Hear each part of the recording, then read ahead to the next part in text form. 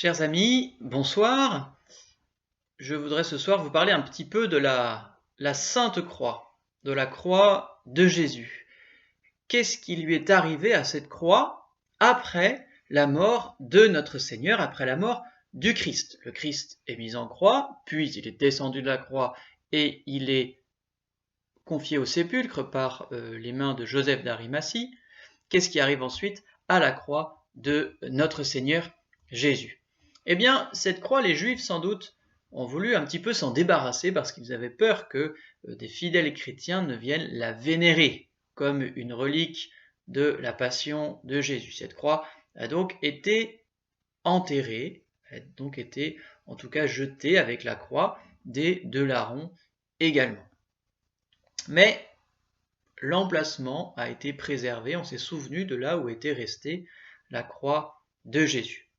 Et pendant 300 ans environ, les chrétiens vont vivre sous un régime de persécution, c'est-à-dire qu'il était interdit d'être chrétien sous peine de graves punitions, parfois même de mort, et donc les chrétiens devaient se cacher. Ce n'était pas tout à fait le moment d'aller rechercher la croix de Jésus pour se mettre à la vénérer publiquement. Or, l'empereur Constantin, en l'an 313, va promulguer un édit, une loi, l'édit de Milan, qui va autoriser les chrétiens à être chrétiens, qui va donner le libre exercice du culte et de la religion chrétienne. Et grâce à cette paix, les chrétiens vont pouvoir de nouveau être autorisés à pratiquer librement leur foi. Et la mère de Constantin, qui s'appelait Hélène, qui est devenue Sainte Hélène, eh bien, elle était chrétienne. Et elle va donc partir à Jérusalem pour faire des fouilles sur la montagne du Calvaire où Jésus était mort, afin de retrouver sa croix. Et grâce au témoignage, à la coutume qui s'était perpétuée, où on savait où étaient restées ces croix, eh bien, on va retrouver les trois croix. La croix de Jésus et la croix des deux larrons. Le problème, c'est évidemment comment savoir laquelle est la bonne. Il serait dommage quand même de vénérer la croix du mauvais larron, il est bien évident. On s'adressa donc à l'évêque de la ville qui s'appelait Saint Macaire, et voilà ce que Saint Macaire va mettre au point.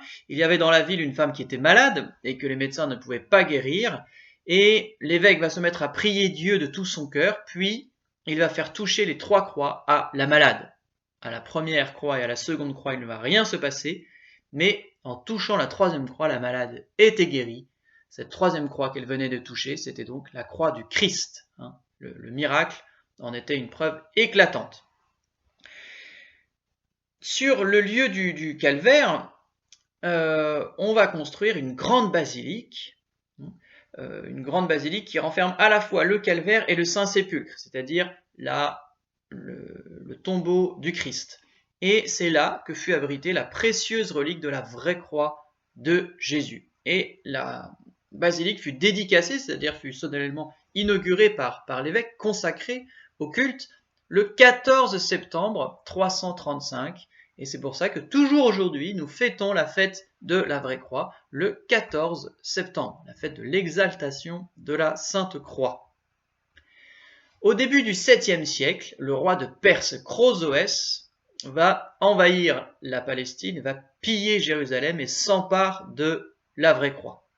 Mais quelques années plus tard, en 630, l'empereur d'Orient, Héraclius, ayant remporté sur les Perses une victoire éclatante, va rapporter triomphalement la croix à Jérusalem en la portant lui-même jusqu'au calvaire.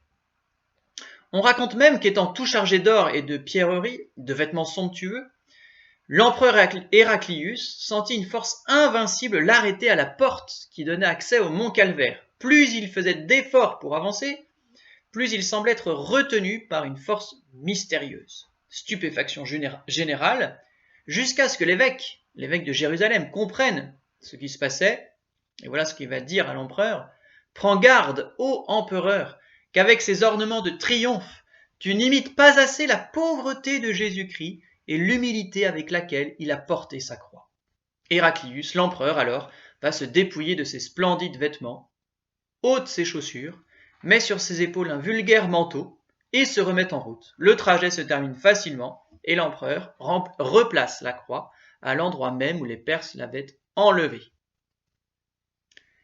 le bois de la croix va ensuite être partagé, notamment au moment des croisades où on va avoir les croisés vont vouloir rapporter chez eux, mais aussi dans d'autres circonstances, on va vouloir rapporter dans les églises des morceaux de la vraie croix. Pas très loin d'ici, à Baugé, dans notre diocèse donc, il y a un morceau très important de la vraie croix qui a été rapporté par justement au moment des croisades. Alors certains ont dit, notamment Calvin, que il y avait tellement de reliques de la vraie croix répandues dans toutes les églises qu'avec ces reliques on pourrait remplir un bateau.